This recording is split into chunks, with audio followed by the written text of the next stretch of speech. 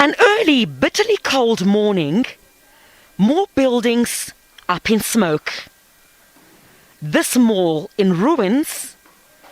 Looters remained undeterred, even with firefighters on the scene. Phosphorus has been one of the problematic areas where there has been sporadic incidents of violence. I also understand from the Ekurhuleni Metro Police Department that the body of one person was also found here in the early hours of this morning. The body count is still rising. Scores of families are reeling.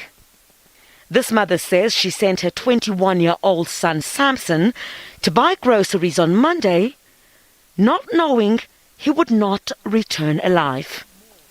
They claim he was shot by police with live ammunition and was not part of the looting at Meadowlands. We took him to Dobsonville Clinic. Upon arrival, we called the doctors to come and help us out. They checked my son. That's when they told me that my son has passed away. And when I asked, they told me that my son was shot by a white police office. So today, I don't have a son anymore. My son was only 21 years, the sweetest boy I've ever had. He was quite somebody. Wherever you can send him as a neighbor or whatsoever, he would go there. You can call my son and say, wash my car. He wouldn't mind. So all I want is for justice to be served. I want those people or rather the particular person who shot my son to be brought to book. The Independent Police Investigative Directorate says it will probe the matter. No to hunger! Yes! We say no to looting! Yes! And it will never happen in Maponyamon! Never! Communities like in Pimville in the township have denounced the ongoing violence. While many malls have been reduced to rubble, Maponya Mall stands tall, courtesy of their protection. Let them fight their wars somewhere. They're not here in Pimville. We are going to suffer here at the grassroots level, and no one will come back. Unemployment rate will escalate. Poverty will ravage us. Already the 60% of unemployment. What more if you bend down the only thing that you have? We are not fooligans. One can't be fooled by those who are hiding behind this looting. They should be known. State security must make sure people are arrested. Maponya Mall is the only mall that's not looted in Soweto, right? And it happens to be the biggest mall. Do you understand? If this mall is looted, how many people are without jobs? I understand, yeah, a lot of people have lost their jobs, but this would even break the Rachte scale, if you understand what I mean, yeah? So it's an important thing because we're saving jobs and we're saving lives. Because right now in Soweto, the plazas are looted, the other malls are looted. So we have a serious food security crisis in Soweto.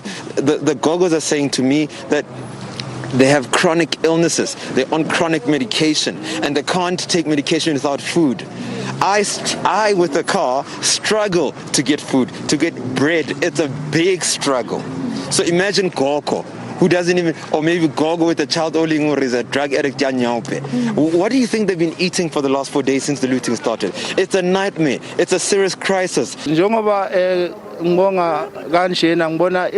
now is in order. We want to thank umphakathi wasePimville mostly who's bathatha isikhathi sabo beza lana bazo sacrifice kubanda just to save our lives and to save our jobs, because this job is not only for me but it's also for my family, for my relatives. The country's Deputy State Security Minister visited the area. We asked him about reports that they're investigating claims that some of the instigators of the violence could be former members of the agency with links to former President Jacob Zuma. If there are such allegations that there are former members working, of course, with some members of society who are part of this destabilization, we can't take that light. That's why we're investigating those allegations. You can see the operation, the modus operandi, very sophisticated. This campaign is not sporadic. It is not spontaneous. There's somebody behind who's driving this operation. You must see the way it happens. You look at the modus operandi. Some people who've got an experience of running operations. Yes. And it's that we are looking at the moment. Does this not speak to a state security agency that has been compromised on the back also of what we've seen happen at the state capture inquiry, the Zondo Commission? These claims and allegations, I must state that they are not verified, but we don't take them light. But I think generally, men and women who work for the agency, they can make us sleep free of fear. And I'm saying it may be one or two individuals, including those who were mentioned at the State Capture Commission. But in majority, you've got men and women who keep information, state security of this country to make sure that we're protected, both in terms of our domestic stability, sovereignty, and integrity of the state. Kodwa says on a security level, the country remains stable. Griselda Lewis, SABC News in Johannesburg.